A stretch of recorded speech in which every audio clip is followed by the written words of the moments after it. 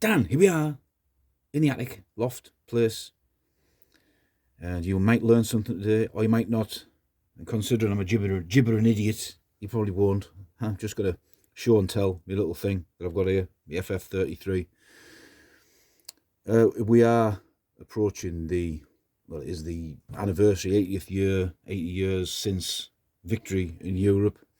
And I was thinking about doing a sort of roundup video, but there's other videos out there. People have done better things than me. I'm just going to plod along with general militaria. But if one thing I would say,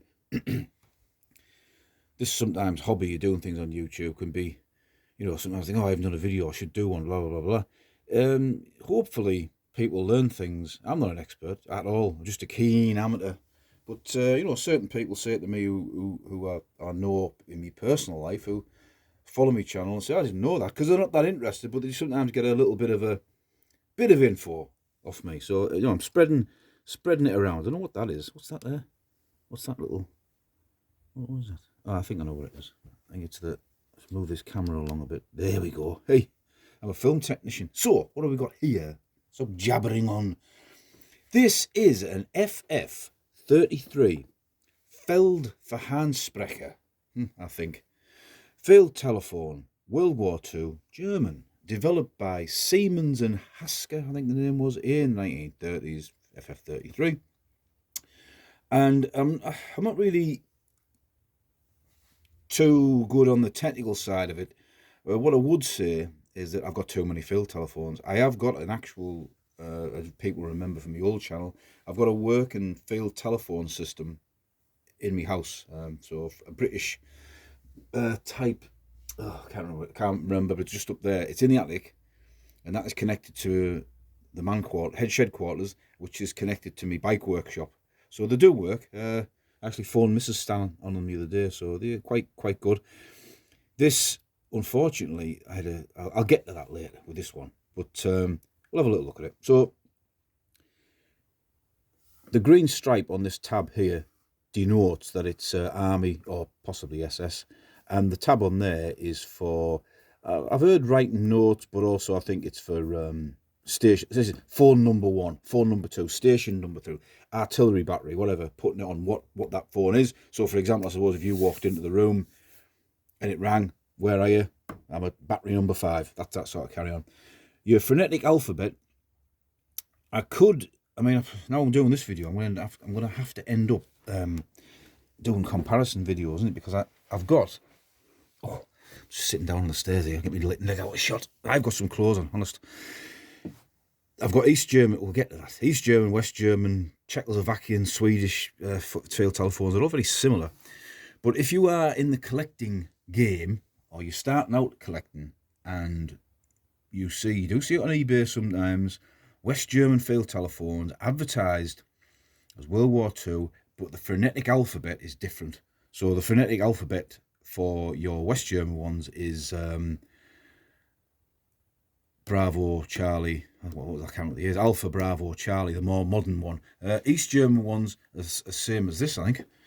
So you've got there Anton, Aga, Bertha, Cesar, Charlotte, Dora, Emil, Friedrich, Gustav, Heinrich, Ida, Julius, Konrad, Ludwig, Martha, Nordpol, Otto, Oedipus, Paula, Quell, Richard, Siegfried, Theodore, Eirik, Ulrich, Ubel, Victor, Wilhelm, Xanthopy, Epsilon, Zeppelin, Schule.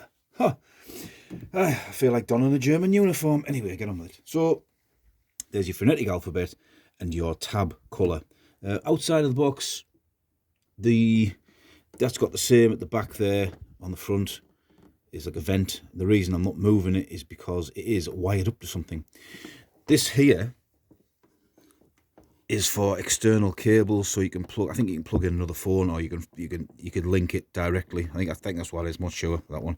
I don't have the carrying straps for it, but you see there, the carrying straps would slot into there. They very often don't come with them. And what's that on the side stand? That is a little door flap, and you open it, and in there is your winding handle.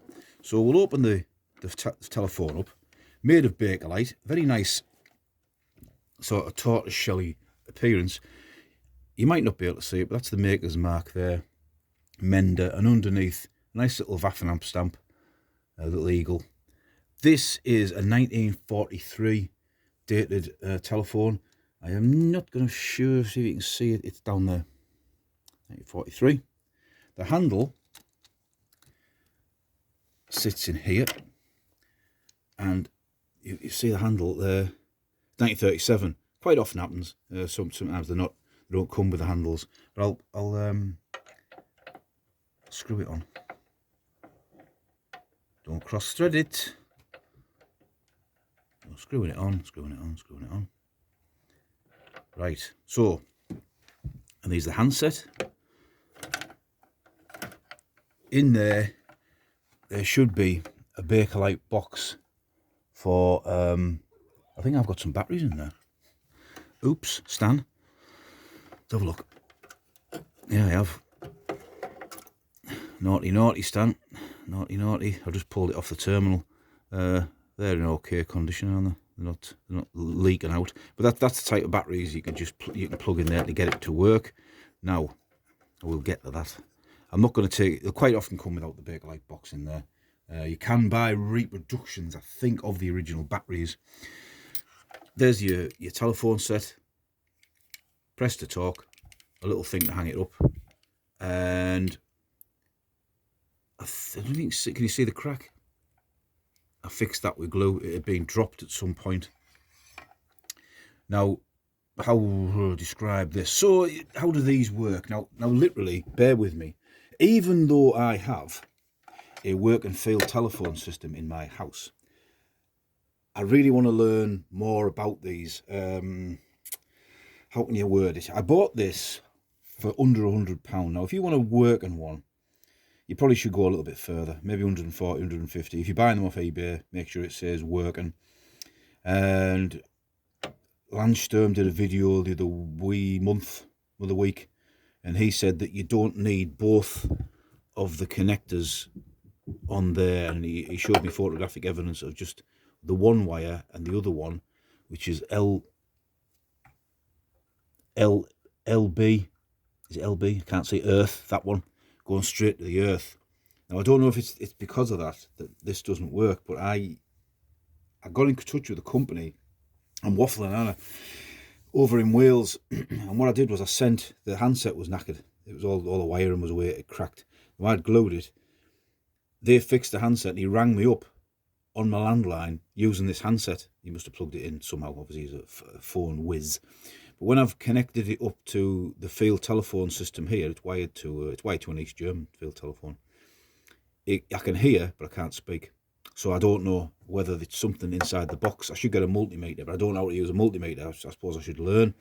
You have a wiring diagram up there, look. I'm not sure how that works out, because I'm not an electrically minded person. I suppose with the help of YouTube and whatnot, you could do that. That button there isolates the system so you can hear it ring if it's connected up. It's a ring test. So how do these things work? Well, the winding handle, imagine it's like a dynamo on a bike.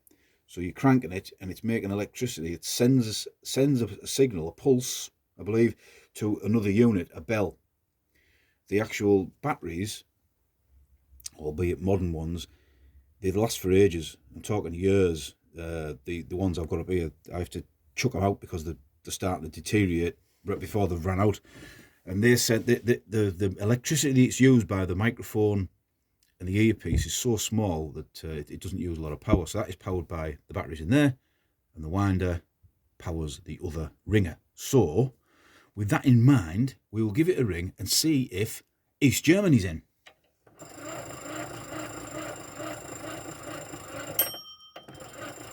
Can you hear that? Hello, it's still on Stan here. Is that East Germany? It is. 1989. It's all over, mate. See ya. Enough of that stupidity. Actually, East Germany could ring back, couldn't they? Hello, Germany, World War II. What, we lost, did we? Oh, bugger. Anyway, see ya. So, it's just, I'm being stupid. But yeah, that's the field telephone itself. Ringing. So that's pretty loud compared to the other one, the East German one. I bet you can hardly hear it. You want to go and look at the East German one, don't you? Hang on a minute, I'll just pause. There it is. And you can see Anton Eger, Bertha, the phonetic alphabet. It's the same on that one. See if we can get it to... There you go. Now that's ringing. Though this one does work. It was a bit temperamental though. But you can see the similarity between that and the World War II one. I'm not going to go into it too much with this because that is a separate video, I would imagine. Right, we're back over here with the FF33. A bit of a mix of parts. I don't want to take it all out of the box. There is other videos on YouTube where people do that. But yeah, we'll have one more go. Phoning East Germany. Phoning World War II. Oh, it's for me again. Hello? Oh, apparently I talk a load of crap. Anyway, so this is Stan. And I hope you are having a very good bank holiday weekend. Remembering that it's 80 years since victory in Europe. And important thing for people like us is to keep learning from history and showing other people parts of our collection so they can learn too. So this is Stan and I will see ya.